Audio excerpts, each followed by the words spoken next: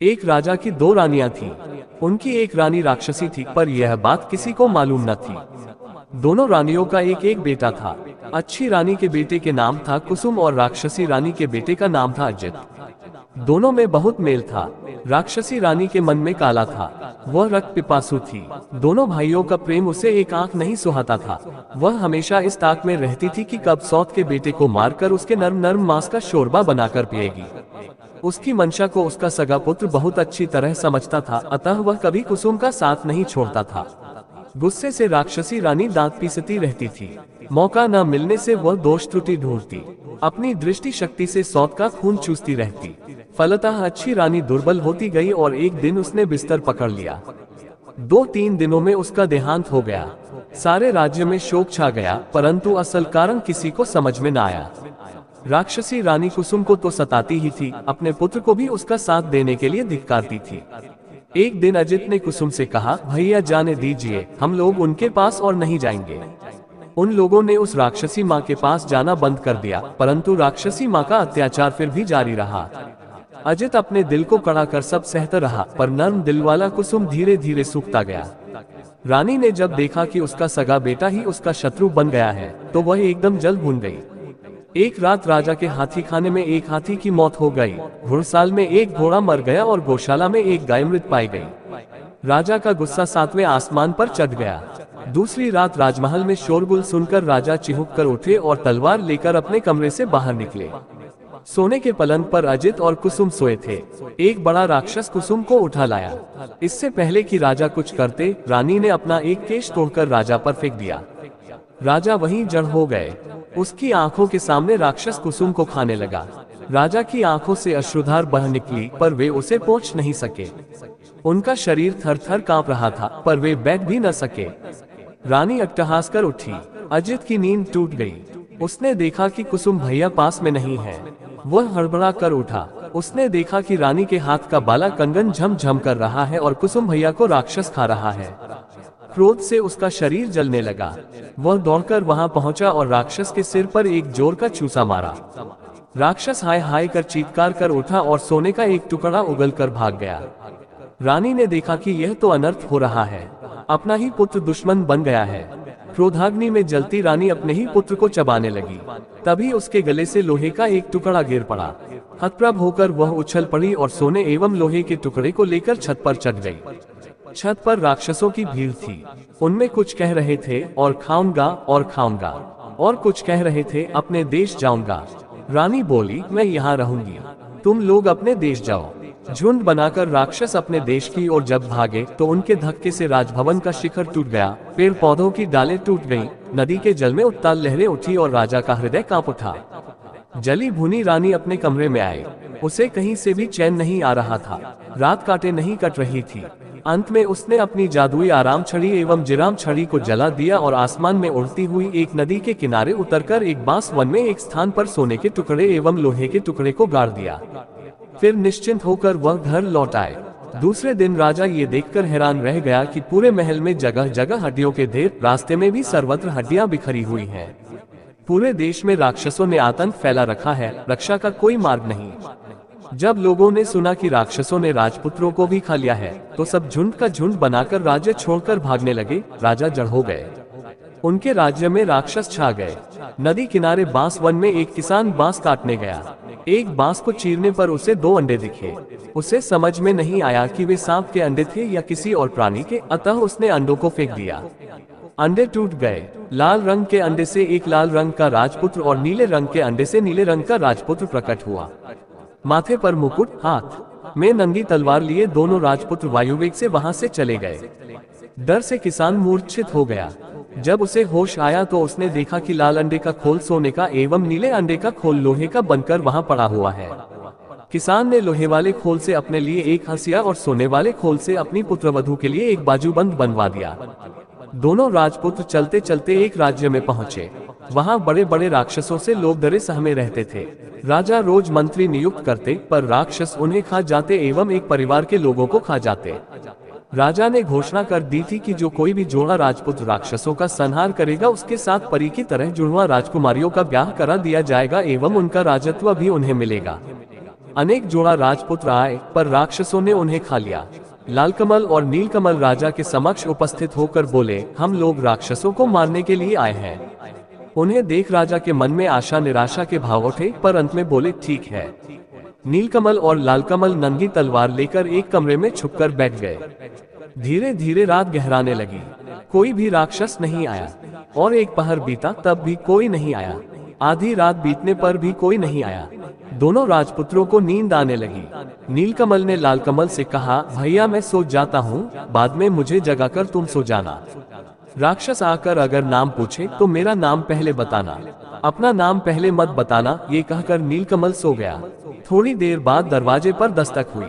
लालकमल तलवार को मजबूती से पकड़कर सावधान हो गया। राक्षस आए, शायद रोशनी में उन्हें ठीक से दिखाई नहीं देता था, इसलिए एक ने कहा, रोशनी बंद करो। लालकमल बोला, नहीं। राक्षसों में जो सबसे बड़ा था गुस्से से गो गो करने लगा। बोला, घर में कौन जाग रहा है रे? सारे राक्षस किचकिच करते हुए बोले, कौन जाग रहा है, कौन जाग रहा है? लालकमल ने कहा, लालकमल से पहले नीलकमल जाग रहा है, और जाग रहा है तलवार, जाग रहा है घी का दिया। किसका आया है काल? नीलकमल का नाम सुनते ही राक्षसगण डर से 3 कदम पीछे हो गए। नीलकमल अपने पूर्वजन्म में राक्षसी रानी के गर्भ से पैदा हुआ था। उसके शरीर में राक्षस का ही खून दौड़ रहा होगा। राक्षस इस बात को जानते थे। सबने कहा, अच्छा तुम नीलकमल हो भी या नहीं, प्रमाण दो। राक्षसों ने अनेक चतुराई से उससे प्रमाण मांगना आरंभ किया। राक्षसों के लीडर ने कहा, तुम लोग अपने नाखून दिखाओ। लालकमल ने नीलकमल के मुकुट को तलवार की नोक पर रखकर बाहर दिखाया। उसे हाथ से छूकर आपस में बोलने लगे, बाप रे, जिसके नाखून इतने भयंकर हैं, पता नहीं वह कैसा होगा। लीडर ने फिर कहा, देखो तुम लोगों का थूक कैसा है। लालकमल ने तलवार द्वारा दिए के गरम घी को उन पर छिड़क दिया। राक्षसों के रोए जलने लगे, वातावरण में दुर्गंध फैल गई। राक्षसगण गो गो करते हुए भागे। थोड़ी देर बाद फिर आकर वे बोले, तुम लोग अपनी जीभ दिखाओ जरा। लालकमल ने अपनी और नीलकमल की तलवारों को दरवाजे की फांक से बाहर निकाल दिया। राक्षसों के लीडर ने दोनों तलवारों को अपने हाथों से कसकर पकड़ लिया और सभी राक्षसों से उसने कहा, अब मैं जीभ को खींचकर उखाड़ लूंगा। तुम लोग मुझे पकड़कर खूब जोर से खींचो। सबने जोर लगाकर खींचा। फिर क्या था, नंगी तलवार की धार से उसके दोनों हाथ कट गए और काले रक्त की धारा बहने लगी। चिल्लाते हुए सभी राक्षसों के सिरों को लांघकर लीडर राक्षस भाग गया। बहुत देर बाद लीडर राक्षस फिर कहीं से आया और पूछा, कौन जाग रहा है, कौन जाग रहा है? बहुत देर तक किसी राक्षस की आहट न पाकर लालकमल निश्चिंत हो गया था। उसे नींद आने लगी थी। उस अवस्था में उसके मुख से निकल गया, लालकमल जाग रहा है, और उसकी बातें मुंह में ही रह गई और दरवाजा तोड़कर सभी राक्षस लालकमल पर टूट पड़े। घी का दीपक उलट गया, लालकमल का मुकुट गिर गया। वह चीत्कार कर बोला, भाई, नीलकमल की नींद टूट गई। उसने देखा राक्षस है। अंगड़ाई लेते हुए उसने कहा, आराम छड़ी, विराम छड़ी, जाग रहा है रे कौन? देख जरा दरवाजे पर, मेरी नींद तोड़ रहा कौन? नीलकमल की आवाज सुनते ही सारे राक्षसों की सिट्टी पिट्टी गुम हो गई। वे अधमरे हो गए। नीलकमल ने घी के दिए को जलाया, फिर सभी राक्षसों को तलवार से काट डाला। राक्षसों को मारकर हाथ मुंह धोकर दोनों निश्चिंत होकर सो गए। दूसरे दिन सुबह राजा ने देखा दोनों राजपुत्र एक दूसरे के गले में हाथ डालकर सो रहे हैं। उन्हें ऐसा लगा मानो 2 लाल अड़हुल के फूल हैं वे। चारों ओर राक्षसों की लाशें पड़ी हुई हैं। देखकर राजा गदगद हो गए।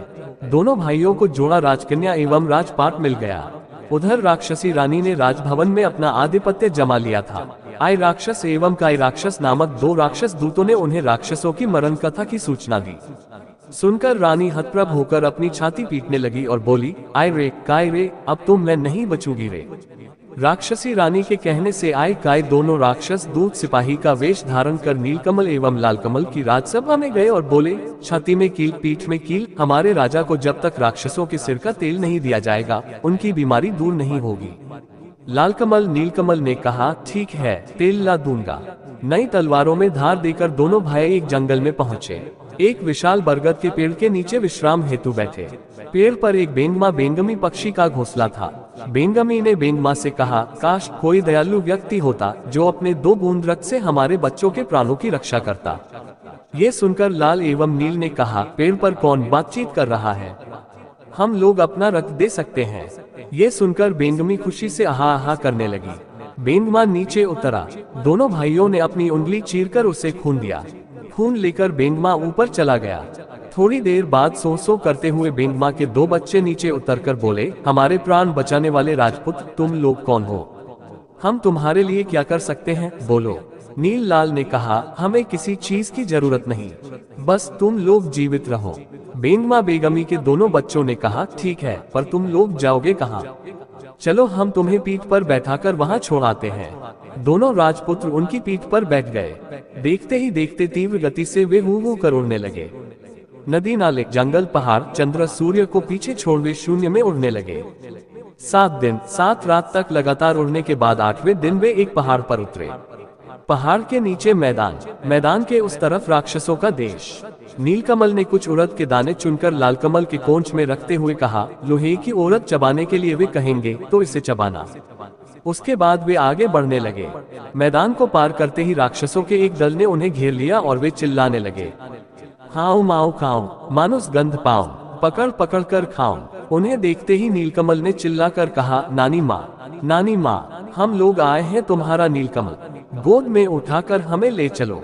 ठहरो ठहरो, रुको रुको, कहकर सभी राक्षसों को रोककर लंबे लंबे हाथ पैर वाली विशाल जटा वाली एक बूढ़ी राक्षसी ने आकर नीलकमल को गोद में उठा लिया और मेरा नीलू, मेरा नाती कहकर दुलार करने लगी। नानी के शरीर की दुर्गंध से नीलकमल को उल्टी आ रही थी। लालकमल को देखकर वह बोली, तुम्हारे साथ वह कौन है रे? नीमकमल बोला, वह मेरा भाई है नानी, भाई। बूढ़ी बोली, तब मानुस गंध क्यों पा रही हूँ? अगर मेरा नाती है तो लोहे की उड़द खाकर दिखाए। इसके साथ ही उसने अपनी नाक से 5 लोहे की उड़द निकालकर लाल नाती को खाने के लिए दी। लालकमल को पहले से ही पता था। उसने चुपचाप लोहे की उड़द को अपने कपड़े में छुपा लिया और सचमुच की उड़द निकालकर कटर कटर करके चबाने लगा। बूढ़ी राक्षसी को विश्वास हो गया कि लालकमल उसका नाती ही है। खुशी से वह गदगद हो गई। दोनों नातियों को गोद में लेकर वह दुलार करने लगी। लेकिन लालकमल के शरीर से मानुस गंध पाकर उसकी जीभ में पानी आने लगा, लेकिन अपने नाती को वह कैसे खा सकती थी? अतः दोनों को लेकर वह अपने घर चली आई। उस पूरे देश में सिर्फ राक्षस भरे हुए थे। चारों ओर राक्षस कुलबुला रहे थे। पृथ्वी से मनुष्य, जीव जंतु आदि को मारकर पूरे देश में बिखरा दिया गया था। लाल नील राक्षसों के कंधे पर बैठकर घूमते और देखते कि हर ओर मरे हुए, सड़े हुए मनुष्य, जीव जंतु बिखरे पड़े हैं। दुर्गंध ऐसी कि भूत भी भाग जाए। लाल ने कहा, भाई लगता है सारी पृथ्वी उजाड़ हो गई है। नीलकमल चुप रहा, लेकिन उसने मन ही मन ठान लिया कि पृथ्वी को अब इन राक्षसों से बचाना होगा। जब रात गहरी हो गई, तब सब निशाचर राक्षस अपने बाल बच्चों के साथ साथ समुद्र पार सभी राज्य में उत्पात मचाने, मनुष्य जीव जंतुओं को मारकर लाने के लिए चले गए। तब नीलकमल लालकमल को साथ में लेकर राजमहल के दक्षिण की ओर स्थित एक कुएं के पास पहुंचा। वहां उसने लालकमल से कहा, भैया मेरे कपड़ों को पकड़ो। कपड़े देकर नीलकमल कुएं में उतरकर एक तलवार और एक सोने का डिब्बा लेकर बाहर निकला। डिब्बे को खोलते ही जीवन काठी एवं मरण काठी नामक एक ततैया और तैयाई बाहर निकले। जीवन काठी में राक्षसों के प्राण एवं मरण काठी में उस रानी राक्षसी के प्राण बसते थे। नीलकमल ने जीवन काठी को अपने पास रखा एवं लालकमल को मरण काठी थमा दिया। जब दोनों ततैयों के शरीर में हवा लगी, तब राक्षसों को घबराहट होने लगी। पृथ्वी पर जड़ पड़े राजा के देश में राक्षसी रानी नींद में लुढ़क गई। पृथ्वी पर गए राक्षस तेज कदमों से नदी पर्वत लांघ कर लौटने लगे। ये देख नीलकमल ने जीवन काठी ततैये के 2 पैरों को तोड़ दिया। सारे राक्षसों के दोनों पैर टूट गए। राक्षस दोनों हाथों के बल पर तेज गति से आने लगे। ये देख नीलकमल ने ततैये के बाकी दोनों पैर भी तोड़ दिए। सारे राक्षसों के दोनों हाथ कटकर गिर गए। हाथ नहीं, पैर नहीं, फिर भी सारे राक्षस खाऊं माऊं खाऊं, 7 शत्रुओं को खाऊं कहते हुए लुढ़कते हुए आगे बढ़ने लगे। तब नीलकमल ने तलवार से जीवन काठी नामक उस ततैये के सिर को काट दिया। इसके साथ ही सारे राक्षसों के सिर कटकर लुढ़कने लगे। बूढ़ी राक्षसी का सिर छिटककर नीलकमल और लालकमल के पास आकर गिरा। नीलकमल और लालकमल ने उस बूढ़ी राक्षसी के सिर को एक नए कपड़े में बांधा और मरण काठी नामक ततैये को सोने के डिब्बे में डालकर बेंगमा बेंगमी को पुकारा। 3 माह 13 दिनों के बाद दोनों भाइयों के पैर अपने देश में पड़े। सर्वत्र उनकी जय जयकार होने लगी। नीलकमल और लालकमल ने कहा, कहाँ हैं वे सिपाही लोग? दवा ले जाओ। लेकिन वे तो सिपाही नहीं, राक्षस थे। वे लोग उसी दिन मर गए थे। नीलकमल एवं लालकमल ने छाती में कील, पीठ में कील वाले राजा के देश में अपने सिपाहियों द्वारा राक्षसनी का सिर भिजवा दिया। सिर को देखते ही राक्षसी रानी अपने वास्तविक रूप में आ गई और गुस्से में लाल पीली होती हुई अविलंब नीलकमल और लालकमल के राज्य में पहुंच गई। लालकमल ने मरणकाठी नामक ततैया को सोने के डिब्बे से बाहर निकाला। उसे देखते ही राक्षसी रानी के प्राण उड़ गए।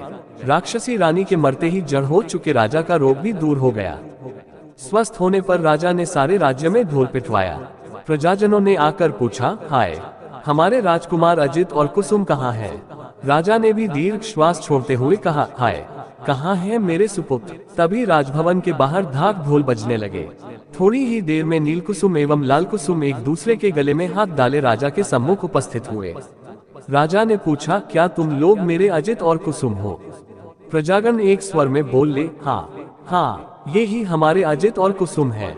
उसके बाद दोनों राज्य एक हो गए। नीलकुसुम और लालकुसुम लीलावती और लीलावती के साथ दोनों राज्यों में शासन करते हुए सुखपूर्वक रहने लगे।